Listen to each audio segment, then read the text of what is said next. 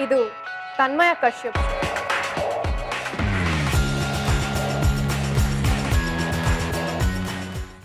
Hi hello ನಮಸ್ಕಾರ, ನಾನು ನಿಮ್ಮ ತನ್ಮಯ ಕಶ್ಯಪ್. ನೀವು ನೋಡ್ತಾ ಇದ್ದೀರಾ ದ ತನ್ಮಯ ಕಶ್ಯಪ್ ಶೋ.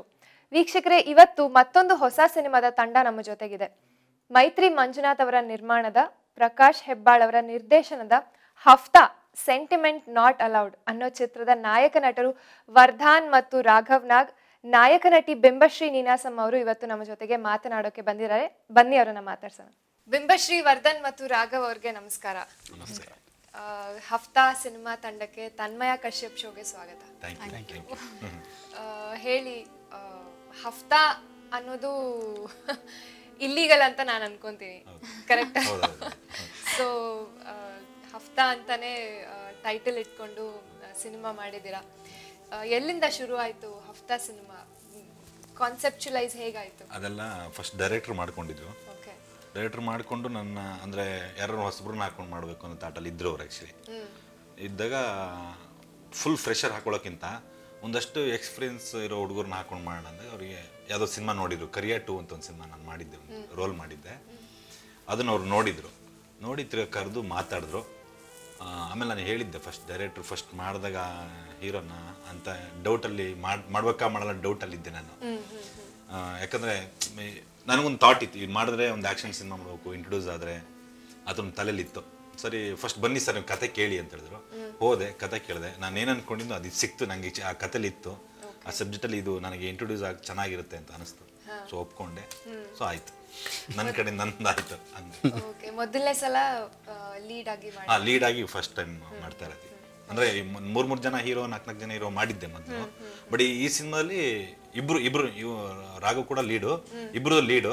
ಸೊ ಇದರಲ್ಲಿ ನೀಟಾಗಿ ಹೀರೋ ಅಂತ ಇಬ್ರು ಮೆನ್ಷನ್ ಮಾಡ್ತಾರೆ. ನೀವು ಹೇಗೆ ಆಡಿಷನ್ಗೆ ಹೋಗಿ ಸೆಲೆಕ್ಟ್ ಆದ್ರ? ಇಲ್ಲ, ಆ್ಯಕ್ಚುಲಾಗಿ ನಾನು ಮುಂಚೆ ಸಿನಿಮಾ ಮಾಡಿದ್ದೆ, ಗೂಳಿಹಟ್ಟಿ, ಡಯಾನ ಹೌಸ್. ಆ ಸಿನಿಮಾಗಳು ನೋಡಿದೆ ಅಂತ ಡೈರೆಕ್ಟ್ರು. ಅದು ನೋಡಿ ಕರ್ಸ್ಕೊಂಡ್ರು. ಸಬ್ಜೆಕ್ಟ್ ಕೇಳಿದೆ ನಾನು, ತುಂಬ ಇಷ್ಟ ಆಯಿತು ಸಬ್ಜೆಕ್ಟು. ನಾನು ಇಷ್ಟು ದಿವಸ ಏನು ಕ್ಯಾರೆಕ್ಟರ್ಗಳು ಮಾಡಿಲ್ವೋ ಆ ಥರದೊಂದು ಪಾತ್ರ ಈ ಸಿನಿಮಾದಲ್ಲಿ ಒಂಥರ ಸೈಲೆಂಟ್ ಕಿಲ್ಲರು. ಗನ್ ಮಾತಾಡೋದೇ ಜಾಸ್ತಿ ನನಗಿಂತ. ಬಟ್ ಪಕ್ಕ mass cinema, commercial, out and out commercial cinema. ಖುಷಿ ಆಯಿತು. ಬಟ್ ಅವ್ರ ಸಬ್ಜೆಕ್ಟ್ ಮಾಡ್ಕೊಂಡಿದ್ದು ಒಂಥರ ಮಜಾ ಇತ್ತು, ಹೊಸ ಥರ. ಮತ್ತು ಈ ಹಫ್ತಾ ಅಂದ ತಕ್ಷಣ ನೀವು ಹೇಳ್ದಾಗೆ ಸ್ವಲ್ಪ ನೆಗೆಟಿವ್ ತಾಟೆ ಜಾಸ್ತಿ ಸ್ಟಾರ್ಟ್ ಆಗುತ್ತೆ. ಬಟ್ ಪಕ್ಕ ಔಟ್ ಆ್ಯಂಡ್ ಔಟ್ ಕಮರ್ಷಿಯಲ್ಲು. ನಮ್ಗೆ ಇವಾಗ ನೋಡಿ ಮಫ್ತಿ, ಈ ಏನು ನಮ್ಮ ಉಗ್ರಂ, ಈ ಥರ ಸಿನಿಮಾ ಏನು ಪ್ಯಾಟರ್ನ್ಗಳು ಸಿನಿಮಾಗಳು ಬಂದು ಆ ಥರ ಪ್ಯಾಟರ್ನ್ ಇದು ಒಂದು ಸಿನಿಮಾ ಮಾಡಿರೋದು. ನಿಮ್ಮದು ಬಿಂಬಶ್ರೀ ಅವರೇ, ನಿಮ್ಮ ಪಾತ್ರದ ಬಗ್ಗೆ? ನನ್ನ ಪಾತ್ರದ ಬಗ್ಗೆ ಹೇಳಬೇಕು ಅಂತ ಅಂದರೆ, ಒಂದು ಭರತನಾಟ್ಯ ಕಲಿಯುವಂಥ ಹುಡುಗಿ ಪಾತ್ರ. ನಾನು ಫಸ್ಟ್ ರಾಮರಲ್ಲಿ ಮಾಡಿದಾಗ ಡಿ ಗ್ಲಾಮರ್ ಕ್ಯಾರೆಕ್ಟ್ರು, ಬಟ್ ಅದು ಇನ್ನೋಸೆಂಟ್ ಕ್ಯಾರೆಕ್ಟ್ರು. ಇದು ನಾರ್ಮಲ್ ಹುಡುಗಿರು ಹೇಗೆ ಭರತನಾಟ್ಯ ಕ್ಲಾಸಿಗೆ ಬರ್ತಾರೆ ನಾರ್ಮಲ್ ಹುಡುಗಿ ಕ್ಯಾರೆಕ್ಟ್ರು. ಬಟ್ ಡಿ ಗ್ಲಾಮರ್ ಅಂದರೆ ಆ ರೇಂಜಲ್ಲಿ ಹಳ್ಳಿ ಹುಡುಗಿ ಥರ ಅಲ್ಲ, ಅಷ್ಟೇ ಬಿಟ್ರೆ ಇನ್ನೋಸೆಂಟ್ ಕ್ಯಾರೆಕ್ಟ್ರೆ. ಸೊ ನನಗೆ ಕೇಳಿದಾಗ ನಾನು ಅಂದ್ಕೊಂಡಿದ್ದು ಮಾಸ್ ಸಿನಿಮಾದಲ್ಲೂ ಒಬ್ಬ ಲೀಡಾಗಿ ಮಾಡಬೇಕು ನಾನು ಅಂದ್ಕೊಂಡಿದ್ದು. ಆ ಥರದ್ದು ಪಾತ್ರಗಳಲ್ಲೂ ಮಾಡಬೇಕು. ಆಮೇಲೆ ಒಂದು ಕಮರ್ಷಿಯಲ್ ಅಂದರೆ ಒಂದು ಫ್ಯಾಮಿಲಿ ಓರಿಯೆಂಟೆಡ್ ಸಿನಿಮಾ ಬರುತ್ತೆ, ಅಂದರೆ ಎಲ್ಲರ ಫ್ಯಾಮಿಲಿ ಇಟ್ಕೊಂಡು ಹೀರೋಯಿನ್ ಸಬ್ಜೆಕ್ಟ್ ಬರುತ್ತೆ. ಸೊ ಆ ಥರ ಸಿನಿಮಾನು ಮಾಡಬೇಕು ಅಂದ್ಕೊಂಡೆ. ನನಗೆ ಪಾತ್ರಗಳು ಬೇರೆ ಬೇರೆ ಥರದ್ದು ಮಾಡಬೇಕು ಅನ್ನೋದು. ಡಿಗ್ಲಾಮರ್ ಅಂದ ತಕ್ಷಣ ಎಲ್ಲರೂ ಅದಕ್ಕೆ ಚಾಯ್ಸ್ ಮಾಡ್ತಾರೆ ನಮ್ಮನ್ನು, ಬನ್ನಿ ನೀವು ಡಿಗ್ಲಾಮರ್ ಅದು ಮಾಡಿದ್ರೆ ಚೆನ್ನಾಗಿದೆ ನಿಮ್ಮ ಆ್ಯಕ್ಟಿಂಗ್ ಕೆಪಾಸಿಟಿ, ಸೊ ಬನ್ನಿ ಮಾಡಿ ಅಂತ. ಅಷ್ಟಲ್ಲದೆ ಬೇರೆನೂ ಕೂಡ ಮಾಡ್ತಾರೆ ಥಿಯೇಟ್ರ್ ಆರ್ಟಿಸ್ಟ್ಗಳು ಅನ್ನೋದು ಗೊತ್ತಾಗಬೇಕಷ್ಟೇ ನನಗೆ ಮೇನ್ಲಿ. ಸೊ ಈ ಪಾತ್ರ ನನಗೆ ಏನೋ ಬೇರೆ ಶೇಡ್ ಕೊಡುತ್ತೆ. ನೆಕ್ಸ್ಟ್ ಕ್ಯಾರೆಕ್ಟರ್ಗಳು ನನ್ನನ್ನು ಸೆಲೆಕ್ಟ್ ಮಾಡಬೇಕಾದ್ರೆ ಯಾರಾದರೂ ಓಕೆ ಈ ಹುಡುಗಿ ಈ ಥರನೂ ಪಾತ್ರ ಮಾಡಬಹುದು ಅಂದ್ಕೊಳ್ತಾರೆ ಅನ್ನೋದೊಂದಿತ್ತು ನನಗೆ. ಅವ್ರು ಹೇಳಿದ್ರು, ಸೊ ಈ ಥರ ನಿಮ್ಮನ್ನು ಸೆಲೆಕ್ಟ್ ಮಾಡ್ತಿದ್ದೀವಿ, ನೀವು ಹೇಗೆ ಅಂತ ಕೇಳಿದಾಗ ನನಗೆ ಥ್ರೂ ಬಂದಿದ್ದು ಇವರು ವರ್ಧನ್ ಅವರು ರೆಫರ್ ಮಾಡಿದ್ದು ನನ್ನನ್ನು. ಸೊ ರಾಮರಿ ಬಿಂಬಶ್ರೀ ಅವ್ರನ್ನ ಕೇಳಿ ನೋಡಿ ಅಂತ. ಸೊ ಫ್ರೆಂಡ್ ಇದ್ರಿ ನಾವೆಲ್ಲ. ಸೊ ಅವ್ರು ಹೇಳಿದ್ರಿಂದ ಅವ್ರು ಕೇಳಿದ್ರು, ನನಗೆ ಪಾತ್ರ ಕೇಳ್ಕೊಂಡೆ. ಬರೀ ಇವ್ರದೇ ಜಾಸ್ತಿ ಇದೆ, ನಮ್ದೇನಿಲ್ಲ. ಬಟ್ ಮಾಸ್ ಸಿನಿಮಾದಲ್ಲೆಲ್ಲ ಹಾಗೆ ಅಲ್ವಾ, ನಾವು ಎಕ್ಸ್ಪೆಕ್ಟು ಮಾಡೋಕ್ಕಾಗಲ್ಲ ಹೀರೋಯಿನ್ಸ್ಗಳು, ನಮ್ಮದು ಒಂದು ಟ್ರ್ಯಾಕ್ ಇರುತ್ತೆ ಅಂತ. ಬಟ್ ಎಷ್ಟು ಬೇಕು ಆ ಸಿನಿಮಾಗೆ ಒಂದು ಲೀಡ್ ಆಗಿ ಹೀರೋಯಿನಿಗೆ ಅಷ್ಟು ಸ್ಪೇಸ್ನ ನನಗೆ ಕೊಟ್ಟಿದ್ದಾರೆ. ಚೆನ್ನಾಗಿ ಬಂದಿದೆ ಅಂತ ಹೇಳಿದ್ದಾರೆ. ಬಂದು ನೋಡಿದ್ಮೇಲೆ ನನಗೂ ಗೊತ್ತಿಲ್ಲ. ಬಟ್ ಒಳ್ಳೆ ಪಾತ್ರ ಮಾಡೋದಕ್ಕೆ ಪ್ರಯತ್ನ ಪಟ್ಟಿದ್ದೀನಿ. ಈ ಸಿನಿಮಾ ಯಾಕೆ ನೋಡಬೇಕು ಜನ? ಹಫ್ತಾ ಅಂದ ತಕ್ಷಣ ನೀವು ಹೇಳಿದ್ರೆ, ಅವಾಗಲೇ ಹೇಳಿದ್ರಲ್ವಾ, ಹಫ್ತಾ ಅಂದ ತಕ್ಷಣ ನಿಮ್ಗೆ ತಲೆ ಒಂದು ಬಂದ್ಬಿಡ್ತದೆ, ಪಟ್ ಅಂತ ಬರುತ್ತೆ. ಯಾರಿಗಾದ್ರೂ ಬರುತ್ತೆ, ತಲೆ ಒಂದು ಬರುತ್ತೆ. ಹಫ್ತಾ ಅಂದ ತಕ್ಷಣ ವಸೂಲಿ ಮಾಡ್ತಾರೆ, ಹೊಡಿತಾರೆ, ಬಡಿತಾರೆ, ಏನೋ ಬಂದು ಕಿತ್ಕೊಂತಾರೆ, ಇದಿರುತ್ತೆ ತಲೆಯಲ್ಲಿ. ಬಟ್ ಈ ಸಿನಿಮಾ ಅದಲ್ಲ. ನಾನು ಈಗಲೇ ಇಲ್ಲಿ ಹೇಳ್ಬಿಡ್ತೀನಿ, ಅಂದ್ರೆ ಇದನ್ನ ಮೊದಲು ಹೇಳಿದ್ದೀನಿ ನಾನು, ಇವಾಗಲೂ ಹೇಳ್ತಾ ಇದ್ದೀನಿ. ಹಫ್ತಾ ಅಂದರೆ ಇದು ವಸೂಲಿ ಮಾಡುವ ಕತೆ ಅಲ್ಲ. ನಾರ್ಮಲ್ ಆಗಿ ನಾವು ಒಂದು ಸಿನಿಮಾ ನೋಡುವಾಗ ಒಂದಷ್ಟು ಪಿಕ್ಚರ್ ನೋಡುವಾಗ ನೀವು ಹೀರೋ ಅಂದ ತಕ್ಷಣ ಅವ್ನು ಒಳ್ಳೆನೇ ಇರ್ತಾನೆ, ಕೆಟ್ಟವನ್ನೆಲ್ಲ ಬಂದು ಸಾಯಿಸಿ ಲಾಸ್ಟಲ್ಲಿ ಒಂದು ಇದು ಮಾಡ್ತಾನೆ. ಬಟ್ ಈ ಸಿನಿಮಾದಲ್ಲಿ ಕೆಟ್ಟವ್ರನ್ನ ಸಾಯಿಸೋದಕ್ಕೆ ಒಬ್ಬ ಕೆಟ್ಟವನೇ ಬರ್ತಾನೆ. ಅದು ಮೇನ್ ಥಾಟ್ ಸಿನಿಮಾದ ಕಾನ್ಸೆಪ್ಟು. ಬಟ್ ಸಿನಿಮಾ ಅದೇ ಹೇಳ್ದಲ್ಲ, ಎಲ್ಲ ಜನಗಳು ಅಂದರೆ ಲವ್ ಇದೆ ಸಿನಿಮಾದಲ್ಲಿ, ಫ್ರೆಂಡ್ಶಿಪ್ ತುಂಬಾ ಫ್ರೆಂಡ್ಶಿಪ್ ಒತ್ತು ಕೊಟ್ಟಿದ್ದಾರೆ. ಸೊ ಹಂಗಾಗಿ ಒಂದು ಓವರ್ಲ್ ಆಗಿ ಎಲ್ಲರಿಗೂ ಕುತ್ಕೊಂಡು ನೋಡೋದಕ್ಕೆ ಇಷ್ಟ ಆಗುತ್ತೆ. Tag line sentiments not allowed ಅಂತ ಇದೆ. ಸೆಂಟಿಮೆಂಟ್ ಅನ್ನೋದು ಮೈನಸ್ ಆಗಿದೆಯಾ ಸಿನಿಮಾಯಿಂದ? ಅಂದ್ರೆ ಯಾವುದೇ ಸಿನಿಮಾದಲ್ಲಿ ಸೆಂಟಿಮೆಂಟ್ ಒಂಚೂರು ಇರುತ್ತೆ, ಅಂದ್ರೆ ಅದನ್ನೇ ಪೂರ್ತಿಯಾಗಿ ಮಾಡಿಲ್ಲ ಅನ್ನೋದೊಂದು ಬಿಟ್ರೆ ಇದೆ, ಸೆಂಟಿಮೆಂಟ್ ಇದ್ದೇ ಇರುತ್ತೆ ಕಂಪಲ್ಸರಿ, ಎಲ್ಲ ಒಂದ್ ಕಡೆ ನೋವು ಇದ್ದೇ ಇರುತ್ತೆ. ಪ್ರಾಕ್ಟಿಕಲಿ ಸ್ಪೀಕಿಂಗ್ ಹಫ್ತಾ ಅಂತ ಏನ್ ಕಲೆಕ್ಟ್ ಮಾಡ್ತಾರೆ, how right do you think it is? ಅಲ್ಲ ಆಕ್ಚುಲಿ ಇದು ನಾವು ರೈಟ್ಸ್ ಇಲ್ಲ, ಬಟ್ ಅದನ್ನ ಹೇಳಕ್ಕೂ ಆಗಲ್ಲ. ಇಲ್ಲಿಗಲಿ ಮಾಡೋರಿಗೆ ನಾವೇನು ಹೇಳಕ್ಕಾಗಲ್ಲ, ಮಾಡಬೇಡಿ ಅಂತ ಹೇಳಿದ್ರೆ ಕೇಳೋದು ಇಲ್ಲ. ನಮ್ ಸ್ವತಂತ್ರ ಅನ್ನೋದಿರುತ್ತಲ್ಲ, ಸೊ ಮತ್ತೆ ಅವ್ರ ಮೈಂಡ್ ಅನ್ನೋದಿರುತ್ತೆ, ನಾವಿನ್ನು ಹೀಗೆ ಮಾಡ್ಬೇಕು ಅಂತ. ಇಲ್ಲಿ ಹೀರೋಗಳ್ದು ಏನು ಅಂದ್ರೆ ಸಬ್ಜೆಕ್ಟ್, ಅವ್ರಿಗೆ ಹೀರೋ ಹಿಂದಿಂದಾನೇ ಅವ್ರು ಆಕ್ಚುಲಿ ಅವ್ರ ಆ ಒಂದು ಫೀಲ್ಡಿಗೆ ಹೋಗೋದಿಕ್ಕಾಗತ್ತೆ. ಸೊ ಅವ್ರು ಫಸ್ಟೇ ಆ ಫೀಲ್ಡ್ ಅಲ್ಲಿ ಇರಲ್ಲ, ಅದು ಲವ್ ಆದ್ಮೇಲೆ ಆ ಸೆಂಟರ್ ಪಾಯಿಂಟ್ ಇಂದ ಸ್ಟಾರ್ಟ್ ಆಗುತ್ತೆ. ಬಟ್ ಜಾಸ್ತಿ ಇರೋದು ಅದೇ, ಯಾಕೆ ಹೋಗ್ತಾರೆ, ಅವ್ರು ಯಾಕೆ ಎಂಟ್ರಿ ಆಗ್ತಾರೆ, ಹೀರೋಯಿನ್ಗೂ ಅವ್ರಿಗೂ ಏನ್ ಸಂಬಂಧ ಇರುತ್ತೆ, ಅದೆಲ್ಲ ಒಂದಷ್ಟು ಕಥೆಲಿ ಓವರ್ಲ್ ಹೇಳುತ್ತೆ. ಪೂರ್ತಿ ಹೇಳಕ್ಕಾಗಲ್ಲ, ಹೇಳಿದ್ರೆ ನಮ್ ಡೈರೆಕ್ಟ್ ಬಂದು ಹೇಳ್ಬಿಟ್ರೆ ಮತ್ತೆ ಜನಗಳಿಗೆ ಇನ್ನೇನು ಉಳಿಸ್ಕೊಳಕ್ ಆಗಲ್ಲ ನೆಕ್ಸ್ಟ್ ನಾವು ಹೇಳಕ್ಕೆ ಅಂತ. ಬಟ್ ಹಫ್ತಾ ಅನ್ನೋದಂತೂ ಇದೆ, ಇರುತ್ತೆ. ನಾವು ಅದ್ರ ಮೇಲೆ ಒಂದು ಕಾನ್ಸೆಪ್ಟ್ ಇರೋದು ಆಕ್ಚುಲಿ ಮೇನ್ ಬೇಸ್ ಅದೇನೆ. ಬಟ್ ಅದ್ರ ಮೇಲೆ ಬೇರೆ ಒಂದಷ್ಟು ಕಥೆಗಳಿದೆ, ತುಂಬಾ ಇಂಪಾರ್ಟೆಂಟ್, ಸಮಾಜದಲ್ಲಿ ನಡೆಯುವಂಥದ್ದೇ ಒಂದು ಕತೆ. ನೀವು ಟ್ರೈಲರ್ ನೋಡೋದು ಗೊತ್ತಾಗುತ್ತೆ, 2 ಗೆಟಪ್ ಇದೆ ನಂದು.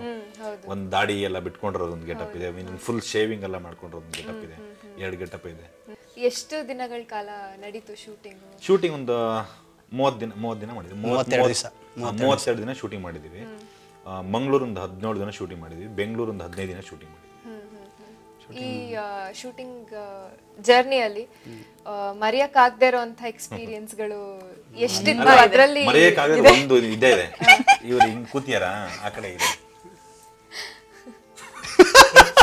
ಇದು ಮರೆಯಕ್ಕಾಗ ಇಷ್ಟೇ, ಏನಿಲ್ಲ, ಹಿಂಗಿರ್ತೀವಿ ಇಬ್ರು, ಸುಮ್ಮನೆ ಒಂದು ಹಿಂಗ್ ಲುಕ್ ಕೊಟ್ರೆ ಅಂದ್ರೆ ನಗು ಸ್ಟಾರ್ಟ್ ಆಗ್ಬಿಡೋದು. ಎಷ್ಟು ಮಾಡಿದ್ವಿ ಅಂದ್ರೆ ಅದಕ್ಕೆ ಒಂದು ಎಕ್ಸ್ಟ್ರಾ ಡೈಲಾಗ್ ಕೊಟ್ರೆ ನಮ್ಗೆ ಸಮಸ್ಯೆ ಇರ್ತಿಲ್ಲ, ನಮ್ಮ ಪಡಿ ನಾವು ಆಕ್ಟ್ ಮಾಡ್ತೀವಿ, ಎಲ್ಲ ಒಂದೊಂದು ಟೇಕ್ ಮಾಡ್ಕೊಂಡ್ಬಿಡ್ತಿದ್ವಿ. ರಿಯಾಕ್ಷನ್ ಕೊಡ್ರಿ ಇಬ್ರು ಅಂದ್ರೆ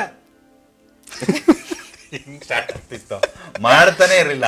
ಒಂದು 10 ಟೇಕ್ 15 ಟೇಕ್ ಮಾಡೋದ್ರಲ್ಲಿ ಇದೆ ರಿಯಾಕ್ಷನ್ಗೆ. ಬಟ್ ಡೈಲಾಗ್ ಮಾಡ್ಕೊಂಡ್ಬಿಡ್ತಿದ್ವಿ, ರಿಯಾಕ್ಷನ್ ಕೊಡ್ರಿ ಅಂದ ತಕ್ಷಣ ಬರೀ ನಗದೆ. ಅದು ಜಾಸ್ತಿ ಇದೆ, ಒಬ್ರಿಗೊಬ್ರು ನೋಡ್ಕೊಳ್ಳೋದು.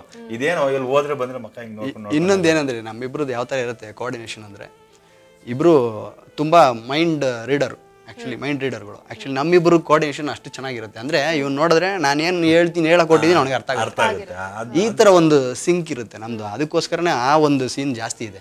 ನಮ್ಮಿಬ್ರು ನಾವು ಒಂದ್ಸಲಿ ಅವ್ನು ನೋಡಿದ್ರೆ ಅಲ್ಲಿ ಮುಂದೆ ಏನ್ ಮಾಡ್ಬೇಕು ಅಂತ ಜಸ್ಟ್ ಒಂದು ಲುಕ್ಕಲ್ಲಿ ಗೊತ್ತಾಗುತ್ತೆ, ಕನ್ವೆ ಆಗ್ಬಿಡುತ್ತೆ ಏನ್ ಮಾಡ್ಬೇಕು ಅಂತ. ಆ ಥರ ನಮ್ಮಿಬ್ರು ಕೋಆರ್ಡಿನೇಷನ್ ಇರುತ್ತೆ. ಅದು ಸುಮಾರು ಸಲ ಇರೋದ್ರಿಂದ ನಗು ಸ್ಟಾರ್ಟ್ ಆಯ್ತು, ಎಷ್ಟು ಸಲ ನೋಡ್ಬೇಕು ನಾವು ಅಂತ. ರಿಯಾಕ್ಷನ್ ಹಾಕೊಂಡ್ಬಿಡಿತು ಅಂದ್ರೆ. ಅದಕ್ಕೂ ಮೀರಿದೇನು ಅಂದ್ರೆ ಮಂಗಳೂರಲ್ಲಿ ಶೂಟಿಂಗ್ ಮಾಡಿದ್ವಿ. ಆ ಮೀನು ಒಂದು ಮಾರ್ಕೆಟ್ ಇದೆ, ಆ ಮಾರ್ಕೆಟಲ್ಲಿ ಶೂಟಿಂಗ್ ಮಾಡಿದಾಗ ಅಲ್ಲಿ ಒಂದು ಏನಂದರೆ ಸಿಕ್ಕಾಪಟ್ಟೆ ಸ್ಮೆಲ್ಲು, ಅದು ತಡ್ಕೊಳಕ್ಕಾಗಲ್ಲ ಅಷ್ಟು ಸ್ಮೆಲ್ ಇದೆ. ಒಟ್ಟು ಅಲ್ಲಿ ಆ ಜಾಗದಲ್ಲಿ ಶೂಟಿಂಗ್ ಮಾಡ್ಬೇಕಾದ್ರೆ ಒಂದು 5 ದಿವಸ ಮಾಡಿದ್ವಿ ಶೂಟಿಂಗಲ್ಲಿ, 5-6 ದಿವಸ. ಒಂದು 2 3 ದಿವಸ ಸಿಕ್ಕಾಪಟ್ಟೆ ಕಷ್ಟ ಆಯಿತು. ಬಟ್ 4-5ನೇ ದಿವಸ ನಾವು ಸೆಟ್ ಆಗ್ಬಿಟ್ವಿ ಅದಕ್ಕೆ ಒಂದು 3 ದಿವಸ ಭಾರಿ ಹಿಂಸೆ ಅನಿಸ್ತು. ಅಲ್ಲಿ ಏನಂತಂದರೆ ಸಿಕ್ಕಾಪಟ್ಟೆ ಸ್ಮೆಲ್, ಹಾರ್ಬರು ಮರೆಯೋಕ್ಕೆ ಆಗಿಲ್ಲ, ಅಲ್ಲೇ ತಿಂತಾ ಇದ್ವಿ. ನಿಮ್ಮ ಪಾತ್ರಕ್ಕೆ ಬಂದಾಗ ಹೇಗೆ ಕಥೆಗೆ ಪೂರಕವಾಗಿ ನಿಮ್ಮ ಪಾತ್ರ ಇದೆಯಾ, ಅಥವಾ ಆಸ್ ಯೂಶುವಲ್ ಒಂದು ಹೀರೋಯಿನ್? ಅದೇ ಮಾಸ್ ಸಿನಿಮಾದಲ್ಲಿ ಕತೆಗೆ ಇರಲೇಬೇಕು, ಒಂದು ಹೀರೋಯಿನ್ ಅನ್ನೋದು ಬರಲೇಬೇಕು ಅನ್ನೋದಿರುತ್ತೆ, ಇದೆ ಇಲ್ಲಿ ಆ ಥರ.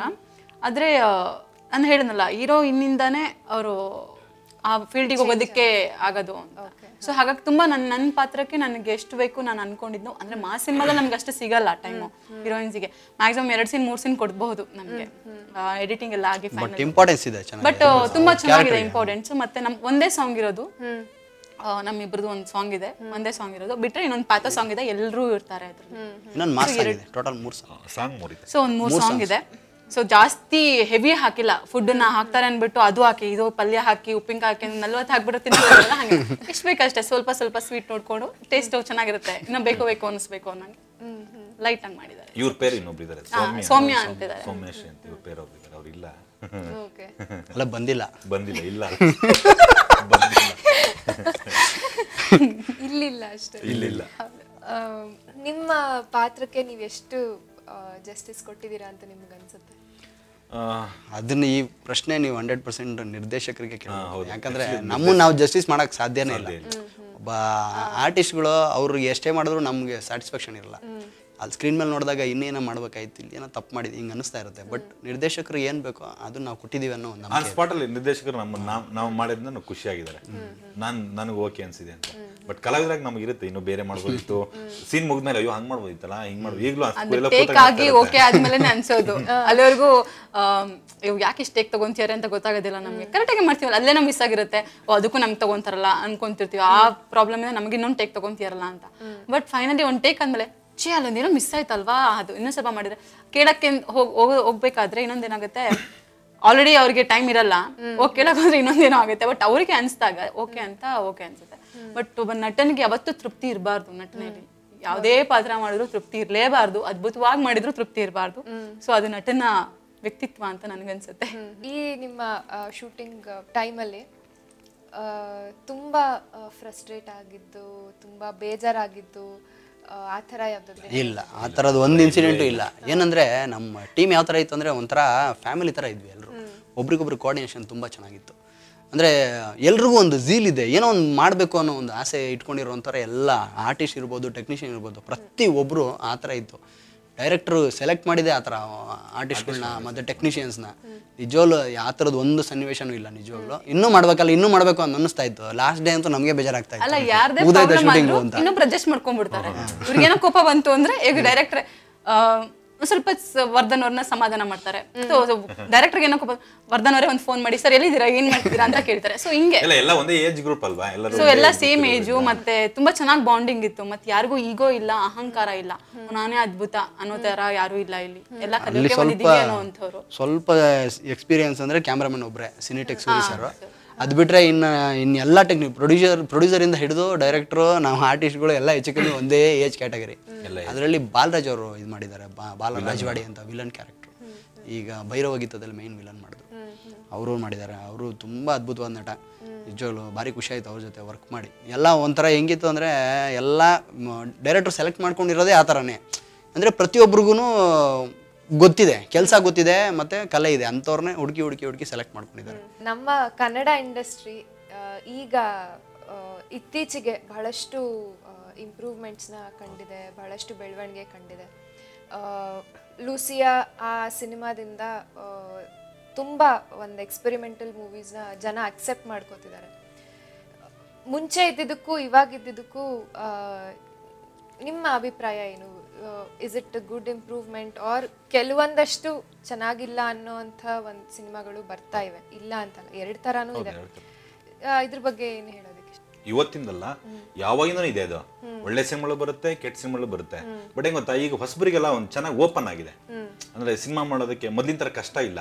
ಹೌದು, ಒಂದ್ ಟೈಮ್ ಇತ್ತು ಸಿನಿಮಾ ಮಾಡೋದೇ ದೊಡ್ಡ ಕಷ್ಟ ಆಗ್ಬಿಟ್ಟಿತ್ತು. ಬಟ್ ಈಗ ಆತರ ಇಲ್ಲ, ಡಿಜಿಟಲೈಸ್ ಅದಾದ್ಮೇಲೆ ನಮಗೆ ಸಿನಿಮಾ ಮಾಡೋದು ಈಸಿ ಆಗಿದೆ. ಈಸಿ ಆಗಿರೋದು ಇದು ಹೊರ್ತೇನೆ, ಹೊಸಬರು ಬರೋಕೆ ಈಸಿ ಆಗುತ್ತೆ.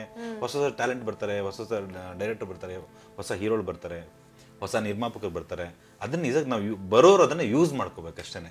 ಮಾರ್ಕೆಟು ತುಂಬ ಚೆನ್ನಾಗಿದೆ. ಇವಾಗ ನೋಡಿ, ಇವಾಗ ಒಂದು KGF ಸಿನಿಮಾ ಹೇಗಿದೆ, ನಮ್ಮ ಇಂಡಸ್ಟ್ರಿ ಕಡೆ ಇಡೀ ನಮ್ಮ ಇಂಡಿಯಾ ತಿರುಗಿ ನೋಡೋ ಥರ ಇದೆ. ಬಟ್ ಇಂಡಸ್ಟ್ರಿಗೆ ನಮಗೆ ಅದು ತುಂಬ ಪ್ಲಸ್ ಆ್ಯಕ್ಚುಲಿ. ಈ ಥರ ಸಿನಿಮಾಗಳು ನಮ್ಮ ಕನ್ನಡ ಇಂಡಸ್ಟ್ರಿಗಳು ಬೇಕು. ಈ ಥರದ ನೋಡಿ, ಇವಾಗ ಹೊಸ ಪ್ರತಿಭೆಗಳಿಗೆ ಹೆಂಗೆ ಅವಕಾಶಗಳು ನೋಡಿ. ಆ ಸಿನಿಮಾದಲ್ಲಿ ಕೆಲವು ದೊಡ್ಡ ದೊಡ್ಡ ನಟರುಗಳನ್ನ ಬಿಟ್ಟರೆ ಇನ್ನು ಹೊಸಬ್ರನ್ನ ತುಂಬ ಜನ ಯೂಸ್ ಮಾಡ್ಕೊಂಡಿದ್ದಾರೆ. ನಟರುಗಳನ್ನ ಜೊತೆಗೆ ಟೆಕ್ನಿಷಿಯನ್ಸ್ನ ಯೂಸ್ ಮಾಡಿದ್ದಾರೆ. ಆ್ಯಕ್ಚುಲಿ ಟ್ಯಾಲೆಂಟ್ಗಳು ಹೊರಗೆ ಬರೋದೇ ಈ ಥರ ಸಿನಿಮಾಗಳು ಮತ್ತು ಈ ಥರ ಒಂದು ಪ್ರಯೋಗಾತ್ಮಕ ಸಿನಿಮಾಗಳು ಮಾಡಿದಾಗ.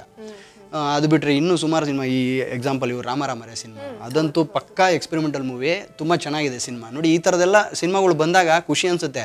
ಇನ್ನೊಂದೇನೆಂದರೆ ನೆಕ್ಸ್ಟು ಬೇರೆಯವ್ರಿಗೆ ಸಿನಿಮಾಗಳು ಮಾಡೋದಕ್ಕೆ ಹುಮ್ಮಸ್ ಬರುತ್ತೆ, ಮಾಡೋಣ, ಏನು ಮಾಡಿದಾರೆ ಹೊಸಬ್ರು ಗೆದ್ದಿದ್ದಾರೆ ಅಂತಂದಾಗ ನಮಗೂ ಏನು ಮಾಡ್ಬೋದು ಅಂತ. ಬಟ್ ಹೊಸ ಥರ ಎಕ್ಸ್ಪೆರಿಮೆಂಟ್ ಮೂವಿ ಮಾಡೋದಕ್ಕೆ ಎಲ್ರಿಗೂ ಒಂಥರ ಏನೋ ಜೋಶ್ ಅನ್ನೋದೊಂದು ಸಿಗುತ್ತೆ. ಇವಾಗಿರೋ ಸಿಚುವೇಶನ್ ಚೆನ್ನಾಗಿದೆ, ಮಾರ್ಕೆಟು ಚೆನ್ನಾಗಿದೆ, ಜೊತೆಗೆ ಅವಕಾಶಗಳು ಚೆನ್ನಾಗಿದೆ, ಓಪನ್ ಆಗಿದೆ. ಆನೆಸ್ಟ್ ಆಗಿ ಕೆಲಸ ಮಾಡಿದ್ರೆ ಎಲ್ಲೂ ಕೂಡ ಖಂಡಿತ ಫಲ ಸಿಗುತ್ತೆ, ಅದು ಎಲ್ಲೂ ನಮಗೆ ಮೋಸ ಆಗೋದಿಲ್ಲ. ಸೊ ಈಗ ಬರ್ತಿರೋರು ಅಷ್ಟೇ, ಅವರು ನನ್ನ ಟ್ಯಾಲೆಂಟ್ನ ನಾನು ತೋರಿಸ್ಕೋಬೇಕು ಅಂತ ಬರ್ತಿರೋದ್ರಿಂದ ಅವ್ರ ಟ್ಯಾಲೆಂಟ್ನ ಅವ್ರು ತೋರಿಸ್ಕೊಂತಾರೆ. ಯಾರು ಬೇರೆ ರೀತಿಯಲ್ಲಿ ಅವ್ರ ಟ್ಯಾಲೆಂಟ್ನ ತೋರಿಸ್ಕೊಂತಾರೋ ಅವ್ರು ಹಾಗೆ ವಾಪಸ್ ಹೋಗ್ತಾ ಇದ್ದಾರೆ. ಅಷ್ಟು ಬಿಟ್ರೆ ಆಲ್ಮೋಸ್ಟ್ ನಿಂತ್ಕೋತಾರೆ. ಸೊ 50% ನಾವು ಹೇಳೋ ಹಾಗೆ ಇಲ್ಲ ಕನ್ನಡ ಇಂಡಸ್ಟ್ರಿ. ಈಗ ಒಂದು ಸಿನಿಮಾ ಅಂದ್ರೆ ಇನ್ವೆಸ್ಟ್ಮೆಂಟ್ ಅನ್ನೋದಿರುತ್ತೆ, ರಿಟರ್ನ್ಸ್ ಅನ್ನೋದಿರುತ್ತೆ. ಈ ವರ್ಷದಲ್ಲಿ 2018ರಲ್ಲಿ ಸ್ಟ್ಯಾಟಿಸ್ಟಿಕ್ಸ್ ಪ್ರಕಾರ 235ಕ್ಕೂ ಹೆಚ್ಚು ಸಿನಿಮಾಗಳು ರಿಲೀಸ್ ಆಗಿದೆ. ಇನ್ನೂ ಡಿಸೆಂಬರ್ 31 ತನಕ ಟೈಮ್ ಇದೆ, ಇನ್ನೂ ರಿಲೀಸ್ ಆಗುತ್ತೆ. ಸೊ ಈ ಕ್ವಾಂಟಿಟಿಯಲ್ಲಿ ಸಿನಿಮಾ ರಿಲೀಸ್ ಆದಾಗ ಎಲ್ಲೋ ಒಂದು ಕಡೆ ರೆವೆನ್ಯೂ ಡಿಸ್ಟ್ರಿಬ್ಯೂಟ್ ಆಗೋಗ್ಬಿಡತ್ತೆ ಅಂತ ಅನ್ಸಲ್ವಾ ನಿಮ್ಗೆ? ಅಥವಾ ಎಲ್ಲರೂ ರಿಟರ್ನ್ಸ್ ಇನ್ವೆಸ್ಟ್ಮೆಂಟ್ ಮಾಡಿದವ್ರು ರಿಟರ್ನ್ಸ್ ನೋಡ್ತಾರೆ. ಸೊ ಇನ್ವೆಸ್ಟ್ಮೆಂಟ್ ಮಾಡೋರ್ಗೆ ಎಷ್ಟ್ರ ಮಟ್ಟಿಗೆ ಒಂದು ರಿಟರ್ನ್ಸ್ ಗ್ಯಾರಂಟಿಡ್ ಸಿಗತ್ತೆ ಅಂತ ಅನ್ಸುತ್ತೆ ನಿಮ್ಗೆ? ಸಾರಿ ಆಸ್ಕಿಂಗ್ ಟು ಟೆಕ್ನಿಕಲ್. ಯಾಕೆಂದ್ರೆ ಇದನ್ನ ದೊಡ್ಡವರೇ ಮಾತಾಡಕ್ಕೆ ಎದುರ್ಕೋತಾರೆ ಅಂದ್ರೆ ನಾವಿನ್ನ ಇವಾಗ ಬಂದಿರೋ ಪಿಳ್ಳೆಗಳು. ಸೊ ನಾವು ಮಾತಾಡಿದ್ರೆ ತುಂಬಾ ಬೇರೆ ಬೇರೆ. ಇನ್ನೊಂದು ಏನು ಗೊತ್ತಾ, ಈ ಕ್ವಶನ್ಗೆ ಆನ್ಸರ್ ಯಾವ ಥರ ಅಂದರೆ, ಆ್ಯಕ್ಚುಲಾಗಿ ಹೇಳ್ಬೇಕು ಅಂದರೆ ಒಳ್ಳೆ ಸಿನಿಮಾಗಳು ಮಾಡಿದಾಗ 100% ರಿಟರ್ನ್ ಬರುತ್ತೆ, ಗ್ಯಾರಂಟಿ ಬರುತ್ತೆ. ಬಟ್ ಮಾಡೋ ಸಿನಿಮಾಗಳು ಒಳ್ಳೆ ಪ್ರಯತ್ನ ಚೆನ್ನಾಗಿರಬೇಕು. ಆ ಥರ ಇದ್ದಾಗ ನೀವು ಕೇಳಿದ ಹಾಗೆ ರಿಟರ್ನ್ಸ್ ಬರುತ್ತೆ, ಗ್ಯಾರಂಟಿ ಬರುತ್ತೆ. ಅದಕ್ಕೆ ಏನು ಬೇಕು, ಸಿನಿಮಾಗೆ ಏನು ಬೇಕು ಅದನ್ನು ಒದಗಿಸ್ಕೊಟ್ಟಾಗ ಅದೇ ರೆವಿನ್ಯೂ ಜನರೇಟ್ ಆಗೇ ಆಗುತ್ತೆ. ಕಾಮನ್ ಆಗಿ ಒಳ್ಳೆ ಸಿನಿಮಾ ಆದಾಗ ರೆವಿನ್ಯೂ ಜನರೇಟ್. ರೀಸೆಂಟ್ ಗುಲ್ಟು ಅಂತ ಒಂದು ಸಿನಿಮಾ ಹೌದು ಎಲ್ಲ ಹೊಸಬ್ರೇ ಇದ್ದಿದ್ದು, ಯಾರಿಗೆ ಗೊತ್ತಿಲ್ಲ. ಸಿನಿಮಾ ಚೆನ್ನಾಗಿತ್ತು, ಎಲ್ಲರೂ ಜನ ಹೋಗಿ ನೋಡೋದು ಅಷ್ಟೇ. ಸಿನಿಮಾ ಚೆನ್ನಾಗಿ ಮಾಡಬೇಕು, ಅದೇ ರೆವಿನ್ಯೂ ಜಾಸ್ತಿ ಸಿನಿಮಾದಾಗ ಎಲ್ಲರೂ ಅಂದ್ರೆ ಜನಗಳಿಗೆಲ್ಲ ಸಿನಿಮಾ ಮಾಡೋದೇ ಒಂದು ಕೆಲಸ ಆಗ್ಬಿಡ್ತೀವಿ. ತುಂಬಾ ಸಿನಿಮಾಗಳು ಬಂದಾಗ ಕ್ವಾಲಿಟಿ ಇರೋ ಸಿನಿಮಾಗಳು ಬಂದ್ರೆ ಚೆನ್ನಾಗಿರುತ್ತೆ ಅಷ್ಟೇ. ಮಾಡೋರು ತುಂಬಾ ಪ್ರೀತಿ ಇಟ್ಕೊಂಡು, ಎಲ್ಲರೂ ಪ್ರೀತಿ ಇಟ್ಕೊಂಡೇ ಮಾಡ್ತಾರೆ. ಬಟ್ ಮಾಡೋದ್ರಲ್ಲಿ ತುಂಬಾ ಹಾನೆಸ್ಟ್ ಆಗಿ ಯಾರು ಮಾಡ್ತಾರೋ 100% ವರ್ಕ್. ಕ್ವಾಂಟಿಟಿಗಿಂತ ನಮಗೆ ಕ್ವಾಲಿಟಿ ಚೆನ್ನಾಗಿದ್ರೆ ಸಾಕು. ಅವಾಗ ನೀವು ಈ ಇಂಡಸ್ಟ್ರಿಲಿ ನಿಮ್ಮ ಜರ್ನಿ ಶುರು ಮಾಡಿದಾಗಿಂದ ಈ ಮಟ್ಟಕ್ಕೆ ನೀವು ತಲುಪೋ ತನಕ ನಿಮ್ಮ ಜರ್ನಿ ಎಷ್ಟು ಈಸಿ ಆಗಿತ್ತು ಅಥವಾ ಎಷ್ಟು ಕಷ್ಟವಾಗಿತ್ತು? ಅಲ್ಲ ನಂದೇ ಅಂತಲ್ಲ, ಈಗ ಇಲ್ಲ ನನ್ಗೆ ಹೇಳ್ಬೇಕು ಅಂದ್ರೆ ಆಕ್ಚುಲಿ ನನ್ ಲಕ್ಕಿ ಅನ್ಸುತ್ತೆ. ನಾನು ಇಂಡಸ್ಟ್ರಿಗೆ ಬರ್ತೀನಿ ಅಂತಾನೆ ಅನ್ಕೊಂಡಿಲ್ಲ. ಈಗ ಗೊತ್ತು, ಇವನ್ ನಿಮಗೂ ಗೊತ್ತು, ಇಂಡಸ್ಟ್ರಿಲಿ ಬರ್ಬೇಕಾದ್ರೆ ತುಂಬಾ ಬ್ಯೂಟಿ ಇರ್ಬೇಕು ಹುಡುಗಿರು, ಹೆಣ್ಮಕ್ಳು ಎಸ್ಪೆಷಲಿ. ಅವರ ಹೈಟು, ಪರ್ಸನಾಲಿಟಿ ಎಲ್ಲಾನು ನೋಡ್ತಾರೆ. ಗಂಡ್ಮಕ್ಳು ನಡೆದೋಗ್ಬಿಡತ್ತೆ. ಯಾರು ಬೇಕಾದ್ರೆ ಟ್ಯಾಲೆಂಟ್ ಇದ್ರೆ ಹೀರೋ ಆಗ್ತಾರೆ ಅವರು, ಅಷ್ಟು ಟ್ಯಾಲೆಂಟ್ ಬರುತ್ತೆ ಗಂಡ್ಮಕ್ಳು. ಬಟ್ ಹೆಣ್ಮಕ್ಳು ಹಂಗಲ್ಲ, ತುಂಬಾ ಪ್ಲಸ್ ಇರಬೇಕು, ಆಕ್ಟಿಂಗ್ ಇರಬೇಕು, ಬ್ಯೂಟಿ ಇರಬೇಕು, ಎಲ್ಲ ಇರಬೇಕು. ಸಮ್ಟೈಮ್ಸ್ ಎಲ್ಲೋ ಕೆಲವರು ಬರೀ ಬ್ಯೂಟಿಗೆ ಒತ್ತು ಕೊಟ್ಟಾಗ ನಾನು ಆಕ್ಟಿಂಗ್ ಕಲಿಸ್ತೀನಿ, ಆಕ್ಟಿಂಗ್ ವರ್ಕ್ಶಾಪ್ ಮಾಡಿಸ್ತೀನಿ ಅಂದಾಗ ಅಷ್ಟೇನಾ ಹಂಗಾದ್ರೆ ಅಷ್ಟು ಸುಲಭವಾಗಿ ಆಕ್ಟಿಂಗ್ ಕಲ್ತ್ಬಿಡ್ಬೋದಾ ಅನ್ನೋದೊಂದು ಅಷ್ಟೊಂದು ನಮಗೆ ಒಂಥರ ನಾವು ಕಲ್ತಿದ್ದಕ್ಕೆ ವ್ಯಾಲ್ಯೂನೇ ಇರೋ ಹಂಗಾರೆ ಅನ್ನೋ ಥರ ಆಗ್ಬಿಡತ್ತೆ. ಸೊ ನಾನು ಬಂದಿದ್ದು ಇಂಡಸ್ಟ್ರಿ ಅಂದ್ರೆ ಇವಾಗ ನಾನು ಬಂದಿದ್ದು ರಾಮಾರಾಮರೇ ಫಸ್ಟು. ಅಚಾನಕಾಗಿ ಸೆಲೆಕ್ಟ್ ಆದೆ. ಸೊ ಲಕ್ಕಿಲಿ ಸತ್ಯ ಅವರು ಎಕ್ಸ್ಪೆಕ್ಟ್ ಮಾಡ್ತಿದ್ದು ಒಳ್ಳೆ ನಟರನ್ನ. ಸೊ ನಾನು ಅಲ್ಲಿ ಸೆಲೆಕ್ಟ್ ಆದೆ, ಆ ಸಿನಿಮಾ ಆಯ್ತು. ಅದಾದ್ಮೇಲೆ ನಂಗೆ ರಾಮಾರಾಮರೇ ನೇಮ್ ಕೊಟ್ಟಿರೋದ್ರಿಂದ ನನ್ಗೆಲ್ಲೂ ಕಷ್ಟ ಆಗಲಿಲ್ಲ. ಬಂತು ಒಂದಷ್ಟು ಸಿನಿಮಾಗಳು ನಮಗೆ ಸುಮ್ಮನೆ ಯಾವುದೋ ಸಿನಿಮಾ ಮಾಡೋದಕ್ಕಿಂತ ಒಂದು ಒಳ್ಳೆ ನನ್ಗೆ ಅನ್ಕೊಂಡಿದ್ದು ಪಾತ್ರಗಳು ಬೇರೆ ಬೇರೆ ಥರ ಇರಬೇಕು, ನನ್ನ ಪಾತ್ರಗಳು ಅನ್ಕೊಂಡು ನಾನು ವೆಯ್ಟ್ ಮಾಡಿದೆ. ಅಷ್ಟು ಬಿಟ್ಟರೆ ಬೇರೆ ಮಾಡಲೇಬಾರ್ದು ಅನ್ನೋದು ಉದ್ದೇಶನಲ್ಲ, ಅಥವಾ ನಂಗೆ ಆಫರೇ ಬಂದಿಲ್ಲ ಅನ್ನೋ ಉದ್ದೇಶನಲ್ಲ. ಹಾಗಂತ ಆಫರ್ ತುಂಬ ಬಂತು ಅಂತೂ ಏನಿಲ್ಲ, ಕಮ್ಮಿ ಆಗಿ ಬಂದೆ. ಬಟ್ ನನ್ಗೆ ಅಷ್ಟೊಂದು ಗಂಡ್ಮಕ್ಳು ಕಷ್ಟಪಟ್ಟಷ್ಟು ಹೆಣ್ಮಕ್ಳು ಕಷ್ಟ ಆಗಲ್ಲ ಅನ್ಕೊಂತೀನಿ. ಅವ್ರಿಗೆ ಆಗತ್ತ ಕೆಲಸ ಆಗತ್ತೆ, ಹೋಗ್ತಾರೆ, ಇಲ್ವಾ ಹೋಗ್ಬಿಡ್ತಾರೆ ಅದರಿಂದ ವಾಪಸ್ ಹಿಂದೆ. ಆಗತ್ತೆ ಅಂದ್ರೆ ಮಾತ್ರ ಗಂಡ್ಮಕ್ಳು ಹಂಗಲ್ಲ, ಅದೇನಾಗ್ಬಿಡುತ್ತೆ ಆಗ್ಲಿ ನೋಡೇ ಬೇಡ ನಿಂತ್ಕೊಳ್ಳೋಣ ಅಂತ ನಿಂತ್ಕೊಂತಾರೆ. ಸೊ ಇವ್ರು ಆ ಕ್ಯಾಟಗರಿಗೆ ಹೋಗ್ತಾರೆ. ಸೊ ನನಗೇನಂತ ಕಷ್ಟ ಅಂತ ಅಂದಿಲ್ಲ. ಅಲ್ಲ ನನಗೆ ಅಂತಲ್ಲ, ನಾರ್ಮಲ್ ಆಗಿ ಎಲ್ಲರೂ ಕಷ್ಟ ಇರುತ್ತೆ. ನನಗನ್ಸೋದು ಹೆಂಗ್ ಗೊತ್ತಾ, ಈ ಕಷ್ಟ ಎಲ್ಲ ಹೇಳ್ಕೊಂಡು ನಾವ್ ಎಲ್ಲೆಲ್ಲೂ ಹೇಳ್ತಾ ಅದೇ ಒಂದು ದೊಡ್ಡ ಕತೆ ಇದೆ. ಓಕೆನಾ, ನನಗೆ ನಾರ್ಮಲ್ ನನಗನ್ಸೋದು ಪರ್ಸ್ನಲಿ ನಂಗೆ ಅದು ಕಷ್ಟ ಅನ್ಸೋದು ಯಾವ ಗೊತ್ತಾ, ನಾನು ನಿಮ್ಗೋಸ್ಕರ ಮಾಡಿದ್ರೆ ಅದು ಕಷ್ಟ. ಇವನ್ ಲೈಫಿಗೋಸ್ಕರ ನಾನು ಎಲ್ಲೋ ಕೆಲಸ ಮಾಡಿದೆ, ಎಲ್ಲೋ ಹೋಟ್ಲ್ ಕೆಲಸ ಮಾಡಿದೆ, ಅಲ್ಲಿ ಮಾಡಿದೆ, ಅದನ್ನ ಮಾಡಿದ್ ನನಗೋಸ್ಕರ ನಾನು ಮಾಡ್ಕೊಂಡಿರೋದು. ಅದನ್ನೆಲ್ಲ ಇವನ್ಗೋಸ್ಕರ ಮಾಡಿದ್ದಲ್ಲ. ಸೊ ನನಗೋಸ್ಕರ ನನ್ನ ಲೈಫನ್ನ ನಾನು ಚೆನ್ನಾಗಿ ಮಾಡಬೇಕು, ನಾನು ಚೆನ್ನಾಗಿರ್ಬೇಕು, ಅಥವಾ ನಾನು ಆಕ್ಟರ್ ಆಗ್ಬೇಕು ಅನ್ನೋ ಫೀಲ್ ನಾನು ಮಾಡ್ಕೋದು. ಸೊ ಅದೇನು ಕಷ್ಟ ಅಲ್ಲ, ನಾರ್ಮಲ್ ಓಕೆ ಇದೊಂದು ಇರುತ್ತೆ. ಅದನ್ನ ಹೇಳೋ ನಿಮ್ಗೋಸ್ಕರ ಮಾಡಿದ್ರೆ ನನ್ ಕಷ್ಟ ಅದಲ್ಲ. ಇವ್ರಿಗೋ ಯಾರು ನನಗೋಸ್ಕರ ನಾನು ಮಾಡ್ಕೊಂಡಿದ್ದೀನಿ. ಸೊ ನನ್ನ ಲೈಫ್ಗೋಸ್ಕರ ನಾನು ಎಲ್ಲದನ್ನು ಮಾಡ್ಕೊಂಡಿದ್ದೀನಿ. ಸೊ ಅದನ್ನ ಕಷ್ಟ ಅಂತ ನಾನು ಯಾವತ್ತೂ ಅನ್ಕೊಳ್ಳೋದು. ನಾವೆಲ್ಲ ಸ್ಟಾರ್ಟಿಂಗ್ ಬಂದಾಗ ನಮಗೆಲ್ಲ ಏನು ಬ್ಯಾಕ್ಗ್ರೌಂಡ್ ಇರಲಿ ಏನಿಲ್ಲ, ನಾವೆಲ್ಲ ಸ್ವಂತ ಟ್ಯಾಲೆಂಟ್ ಮೇಲೆ ಬಂದಿರೋದು. ಚಿಕ್ಕ ಪುಟ್ಟ ಪಾತ್ರಗಳು ಮಾಡಿಕೊಂಡು ಸ್ಟಾರ್ಟಿಂಗು ಎಲ್ಲ ನಾನು ಸ್ಟಾರ್ಟಿಂಗ್ ಮಾಡಿದಾಗ ಸಪೋರ್ಟಿಂಗ್ ರೋಲ್ಗಳು, ಚಿಕ್ಕ ರೋಲು, ಒಂದು ದಿವಸದ ರೋಲ್ಗಳು ಸೀರಿಯಲ್ಗಳು ಮಾಡ್ತಿದ್ದೆ. ಮಾಡ್ಕೊಂಡು ಹಂಗೆ ಮಾಡ್ತಾ ಬರ್ತಾ ಬರ್ತಾ ಬರ್ತಾ ಒಂದರಿಂದ ಒಂದು ಚೈನ್ ಲಿಂಕ್ ಹಂಗೆ ಬರ್ತಾ ಬಂತು ನೋಡಿ. 10 ವರ್ಷ ಕಂಪ್ಲೀಟ್ ಆಯ್ತು ಇವಾಗ, ಹೆಚ್ಚು ಕಡಿಮೆ ಇಂಡಸ್ಟ್ರಿಗೆ ಕಾಲಿಟ್ಟು. ಎಲ್ಲಾನು ಇದೆ, ಏಳು ಬೀಳುಗಳು ಇದ್ದೇ ಇರುತ್ತೆ. ಬಟ್ ಸಕ್ಸಸ್ ಅಂತ ಒಂದು ಬರೋವರೆಗೂ ಎಲ್ರಿಗೂ ಕಷ್ಟ ಇರುತ್ತೆ, ಕಾಮನ್ ಅನ್ಸಿದ್ದು. ಯಾಕಂದರೆ ಇಲ್ಲಿ ಸರ್ವೈವ್ ಆಗಬೇಕು ಅಂತಂದರೆ ಏನೋ ಏನೋ ಸೋರ್ಸ್ ಅಂತ ಇರಬೇಕು, ಇಲ್ಲಾಂದರೆ ಸರ್ವೈವ್ ಆಗೋದು ಕಷ್ಟ. ಯಾಕಂದರೆ ಕಾಂಪಿಟೇಷನ್ ಆ ಥರ ಇದೆ ಇಂಡಸ್ಟ್ರಿ ಒಳಗಡೆ. ಇವತ್ತಿರೋ ಹುಡುಗರಿಗಿಂತ 10 ಜನ ಹುಡುಗರು ಬಂದಿರ್ತಾರೆ ಮುಂದಿನ ತಿಂಗಳು ಅಷ್ಟೊತ್ತಿಗೆ. ಆ ಥರ ಈ ಆರ್ಟಿಸ್ಟ್ಗಳು ಇರ್ಬೋದು, ಟೆಕ್ನಿಷಿಯನ್ಸ್ ಇರ್ಬೋದು, ಎಲ್ಲರೂ ಜಾಸ್ತಿ ಇದ್ದಾರೆ ಈಗ. ಹಂಗಾಗಿ ಕಾಂಪಿಟೇಷನ್ ಇರೋದ್ರಿಂದ ಸ್ವಲ್ಪ ಕಷ್ಟನೇ. ಬಟ್ ಪ್ರೂವ್ ಆಗೋವರೆಗೂ ಕಷ್ಟ, ಏನು ಮಾಡೋಕ್ಕಾಗಲ್ಲ. ಪ್ರೂವ್ ಆದಮೇಲೆ ಎಲ್ಲ ಸರಾಗೋಗುತ್ತೆ. ನೋಡಿ, ಈ ಸಿನಿಮಾ ಆದಮೇಲೆ ಹಫ್ತಾ ಆದಮೇಲೆ ಎಲ್ಲರ ಜೀವನ ಏನೇನಾಗುತ್ತೆ ಎಲ್ಲ ಹಫ್ತಾ ಮೇಲೆ ನಿಂತಿದ್ವಿ ಇವಾಗ. ಓಕೆ, ಈಗ ಹೊಸದಾಗಿ ಯಾರ್ಯಾರು ಬರ್ತಿದ್ದಾರೆ ಇಂಡಸ್ಟ್ರಿಗೆ, ಅವರಿಗೆಲ್ಲ ನೀವು ಏನು ಹೇಳೋದಕ್ಕೆ ಇಷ್ಟಪಡ್ತೀರಾ? As you might be inspiration for so many people, you never know. ಎಲ್ಲೋ ಒಂದು ಕಡೆ ಒಬ್ಬರು ಲೈಫ್ನ ನೀವು ಟಚ್ ಮಾಡಿದ್ರು it's a big thing. So ಅಂಥವ್ರಿಗೆ ನೀವೇನು ಹೇಳೋದಕ್ಕೆ ಇಷ್ಟಪಡ್ತೀರಾ? ಅಲ್ಲ, ನಾರ್ಮಲ್ ಆಗಿ ಹೊಸದಾಗಿ ಇಂಡೈರೆಕ್ಟ್ ಆಗಿ ಕೇಳ್ತಿದ್ದೀರಾ ಅಂತ ಗೊತ್ತಾಯ್ತು ನನಗೆ. ನೀವೇನು ಲೈಫ್ನ ಟಚ್ ಮಾಡಿದ್ರೆ ಏನಂತ. ಓಕೆ, ಅದೊಂದು ಕ್ವೆಶನ್ಗೆ ಬರ್ತೀನಿ. ಅಲ್ಲ, ಹೊಸಬರು ಯಾರು ಬರ್ತಾರೋ ಬನ್ನಿ, ಒಂದಷ್ಟು ವರ್ಷ ಸ್ಟ್ರಗಲ್ ಮಾಡಿ ತುಂಬಾ ಎಕ್ಸ್ಪೆಕ್ಟೇಷನ್ ಇಟ್ಕೊಂಡು ಬರಬೇಡಿ. ಬಂದ ತಕ್ಷಣ ಹೀರೋ ಆಗ್ಬೇಕು, ಹೀರೋಯಿನ್ ಆಗ್ಬೇಕಂತ ಪ್ಲೀಸ್ ಬರಬೇಡಿ. ಕಲ್ತ್ಕೊಳ್ಳಿ, ಅದಕ್ಕೆ ಅಂತ ಪ್ರಿಪ್ರೇಷನ್ ತಗೊಳ್ಳಿ. ಒಂದಷ್ಟು ಆಕ್ಟಿಂಗ್ ಆಗಿರ್ಬೋದು, ಅಥವಾ ಅಲ್ಲಿ ಹೆಂಗ್ ಬೆರಿಬೇಕು, ಹೆಂಗಿರ್ಬೇಕು, ಸೊ ಹೇಗಿರ್ಬೇಕು ಅನ್ನೋದೆಲ್ಲ ಗೊತ್ತಾದಾಗ ನಮಗೆ ಈಸಿ ಆಗುತ್ತೆ. ಸೊ ಎಲ್ಲಾನು ಕಲ್ತ್ಕೊಂಡು ಬನ್ನಿ. ನಾನು ಇಲ್ಲಿ ಬಂದು ಕಲ್ತ್ಕೊಂತೀನಿ ಅಂತ ಮಾತ್ರ ಬರಬೇಡಿ ಪ್ಲೀಸ್. ಬನ್ನಿ ಎಲ್ಲರೂ ಬನ್ನಿ. ಬರುವಾಗ ಇಮ್ಮಿಡಿಯೇಟ್ ಅನ್ಕೊಂಡು 10 ವರ್ಷ 15 ವರ್ಷ ಇಟ್ಕೊಂಡು ಬನ್ನಿ. ಲೈಫ್ಗೆಲ್ಲ ಏನಾದ್ರು ಸೆಕ್ಯೂರ್ ಇದ್ರೆ ಅದೆಲ್ಲ ಮಾಡ್ಬಿಟ್ಟು ಬನ್ನಿ ಸಿನಿಮಾಗೆ. ಹಂಗೆ ಅಂತೂ ಖಂಡಿತ ಬರಬೇಡಿ. ನಿಮ್ಮ ಸಿನಿಮಾ ಬಗ್ಗೆ ಕೊನೆಯದಾಗಿ ಏನು ಹೇಳೋದಕ್ಕೆ ಇಷ್ಟಪಡ್ತೀರಿ? ನಾನು ಹೇಳಿದ್ನಲ್ಲ, ಹಫ್ತಾ ಅವಾಗಲೇ ಹೇಳಿದೆ. ಹಫ್ತಾ ಅಂದರೆ ವಸೂಲಿ ಮಾಡೋ ಕತೆ ಅಲ್ಲ, ಇದು ಕತೆ ಬೇರೆ ಇದೆ. ಅವಾಗಲೇ ಹೇಳ್ದಂಗೆ ಕೆಟ್ಟವ್ರನ್ನ ಸಂಹಾರ ಮಾಡೋಕ್ಕೆ ಒಬ್ಬ ಕೆಟ್ಟವನು ಬರ್ತಾನೆ, ಅದು ಮೇಯ್ನ್ ಥಾಟು. ಬನ್ನಿ ಸಿನಿಮಾಗೆ ಬನ್ನಿ, ಖಂಡಿತ ಸಿನಿಮಾ ನೋಡಿದ್ರೆ 100% ನಿಮಗೆ ಪೈಸಾ ವಸೂಲ್ ಸಿನಿಮಾ, 100% ಸಿನಿಮಾ ಇಷ್ಟ ಆಗುತ್ತೆ ಅಂತ ನಾನು ಹೇಳ್ತೀನಿ. ಎಂಟರ್ಟೈನ್ಮೆಂಟ್ ಪಾರ್ಟ್ ಆ್ಯಕ್ಚುಲಿ ಚೆನ್ನಾಗಿದೆ ಸಿನಿಮಾದಲ್ಲಿ. ಬಂದವ್ರಿಗೆ ಬೇಜಾರಾಗಲ್ಲ ಸಿನಿಮಾ. ಬಟ್ ಇನ್ನೊಂದೇನು, ಕೆಲವು ಏನು ಮಾಡಿದ್ದಾರೆ ನಮ್ಮ ಸಿನಿಮಾದಲ್ಲಿ, ಕೆಲವು ಗೊತ್ತಿರದೇ ಇರೋವಂಥ ವಿಷಯಗಳಿದೆ. ಅಂದರೆ ಈ ಸಮಾಜದಲ್ಲಿ ನಮ್ಮ ಮುಂದೆನೇ ನಡೀತಾ ಇರುತ್ತೆ, ಬಟ್ ಅದು ಅರ್ಥ ಆಗಲ್ಲ, ಯಾರಿಗೂ ಗೊತ್ತಾಗಲ್ಲ ಏನು ಆಗ್ತಾ ಇದೆ ಅಂತ. ಅಂಥ ಕೆಲವು ವಿಷಯಗಳು ಈ ಸಿನಿಮಾದಲ್ಲಿದೆ. ಅದು ನೋಡೋಕ್ಕಾದ್ರೂ ಬರಲೇಬೇಕು ಸಿನಿಮಾ. ಬಟ್ ಒಂದು ಒಳ್ಳೆ ಮೆಸೇಜ್ ಕೂಡ ಇದೆ ಸಿನಿಮಾದಲ್ಲಿ. ನಿಮ್ಮ 3 ಜನಕ್ಕೂ ಪಾಪ ಪ್ರಮೋಷನ್ಸ್ ಮಾಡಕ್ಕೆ ಹೋಗ್ತಾ ಇರ್ತೀರಾ. ನಿಮ್ಮ ಬ್ಯುಸಿ ಸ್ಕೆಡ್ಯೂಲಿಂದ ಟೈಮ್ ಮಾಡ್ಕೊಂಡು ಬಂದು ನಮ್ಮ ಜೊತೆ ಮಾತಾಡಿ ನಮ್ಮ ಕಾರ್ಯಕ್ರಮಕ್ಕೆ ಬಂದಿದ್ದಕ್ಕೆ ತುಂಬ ತುಂಬ ಧನ್ಯವಾದ. Thank you. ನಿಮ್ಮ ಇಡೀ ತಂಡಕ್ಕೆ ಹಫ್ತಾ ಸಿನಿಮಾ ಒಂದು ಬ್ರೇಕ್ ಸಿಗಲಿ, ಮುಂದೆ ಯಾವ ಪ್ರಾಜೆಕ್ಟ್ಸ್ ನೀವು ಮಾಡಿದ್ರು ತುಂಬ ತುಂಬ ದೊಡ್ಡ ಸಕ್ಸಸ್ಸನ್ನು ನೀವು ಕಾಣಲಿ ಅಂತ ನಿಮ್ಮ ಕಾರ್ಯಕ್ರಮದ ಕಡೆಯಿಂದ ಹಾರೈಸ್ತಾ ಇದ್ದೀವಿ. Thank you. ಸಣ್ಣ gift. Thank you. Thank you. Welcome. ಕೊನೆಯದಾಗಿ ಏನು ಹೇಳೋದಕ್ಕೆ ಇಷ್ಟಪಡ್ತೀರಾ sir? Thank you so much. ನಿಮಗೂ ಥ್ಯಾಂಕ್ ಯು, ನಮ್ಮನ್ನು ಇಲ್ಲಿವರೆಗೆ ಕರೆದಕ್ಕೆ, ನಮ್ಮ ಸಿನಿಮಾ ಬಗ್ಗೆ ಮಾತಾಡೋಕ್ಕೆ ಅವಕಾಶ ಮಾಡಿಕೊಟ್ಟಿದ್ದಕ್ಕೆ. ಹಾಗೆ ನಮ್ಮ ನಿರ್ಮಾಪಕರಾದ ಮೈತ್ರಿ ಮಂಜುನಾಥ್, ಹಾಗೆ ನಮ್ಮ ನಿರ್ದೇಶಕರ ಪ್ರಕಾಶ್ ಹೆಬ್ಬಾಳ್ ಅವರಿಗೆ ನಮ್ಮನ್ನು ಕ್ಯಾಸ್ಟ್ ಮಾಡೋದಕ್ಕೆ ಥ್ಯಾಂಕ್ ಯು. ಇಲ್ಲಿಂದನೇ ಅವ್ರಿಗೆ ಹೇಳ್ತೀವಿ, ಅಂದರೆ ಆಲ್ರೆಡಿ ಹೇಳಿದ್ದೀವಿ ಎಲ್ಲ ಕಡೆಯೂ, ಇಲ್ಲೂ ಹೇಳ್ತೀವಿ. Thank you sir, thank you so much. ಇದು ತನ್ಮಯ ಕಶ್ಯಪ್.